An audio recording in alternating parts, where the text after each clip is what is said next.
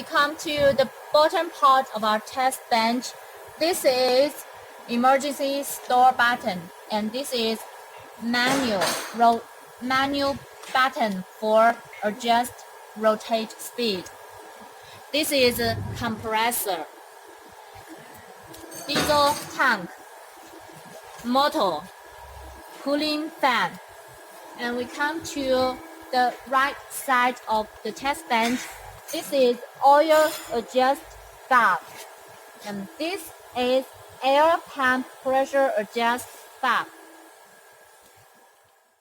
That's all for all the assemblies of our 12 ESB diesel fuel pump test bench.